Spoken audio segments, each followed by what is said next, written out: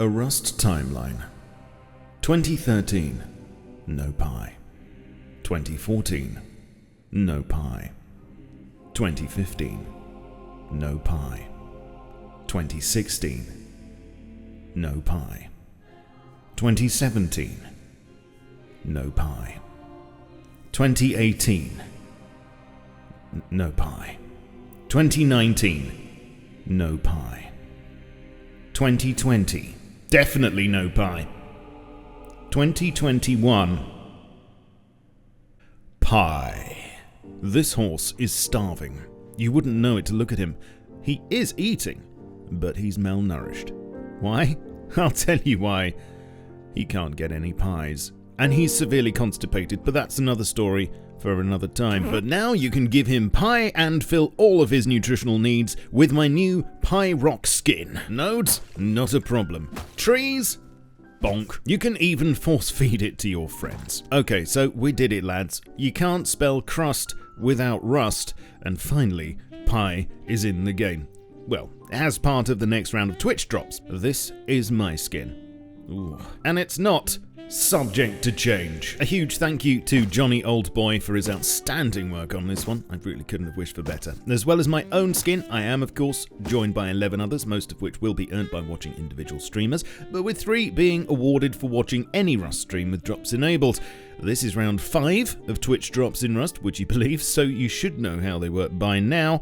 But if you don't, then I'll leave a link in the description that'll explain the whole process. You can earn these between the 11th and 18th of Feb, and personally I'm going to be streaming tonight, that's Friday UK time, Saturday evening, and a few other times over the next week, so follow me on Twitch and Twitter and my Discord too, which will be the best places to know when I'm going to be live. All the links will be in the description and in the pinned comment. Now we just need tier 2 cooking and lots of pie recipes. Enough about pie for the moment. What else has happened this week? Well, there were a couple of optional updates from the team, which were just to fix a few generic bugs and exploits.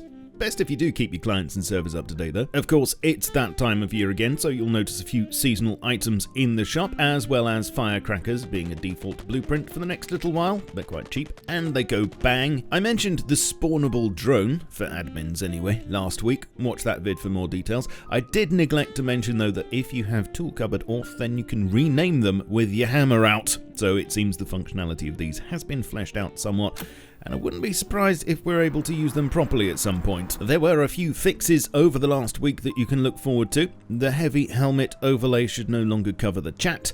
There was a fix for drop boxes being difficult to deploy on stone walls, smoother horse movement when moving on bumpy terrain, a fix for heavily charged batteries showing the incorrect charge time remaining, a bit of work to clean up icons for items has been going on too, with 1 or 2 being updated, and those in the hotbar are going to be slightly less opaque, about 90% opacity instead, so they don't stand out too much. Also, the delivery fee at the market is being changed to be per purchase instead of per quantity, so each time you click buy, you'll be charged 1 delivery fee no matter what quantity is specified. Right, just as 90% of an iceberg lettuce is beneath the surface, so too it is with Rust development and in works in progress. That submarine is coming on swimmingly. Tom's been streaming more of it this week, and it's now getting its textures on, including, of course, plenty of Rust.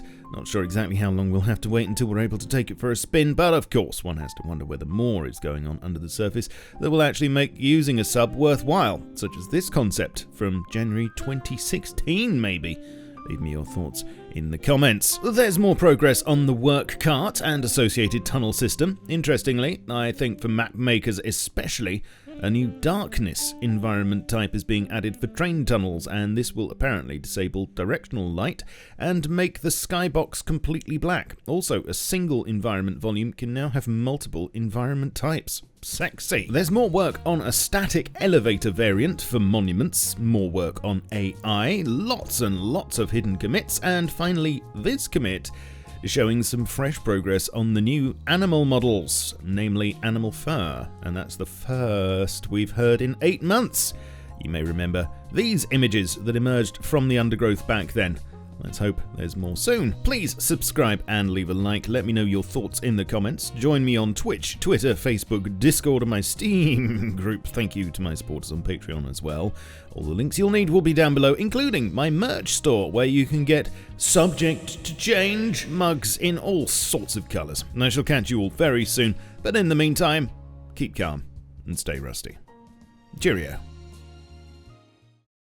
This video is powered by AWDIT's producer range of workstation PCs, available now at awdit.co.uk. You can't spell crust without rust.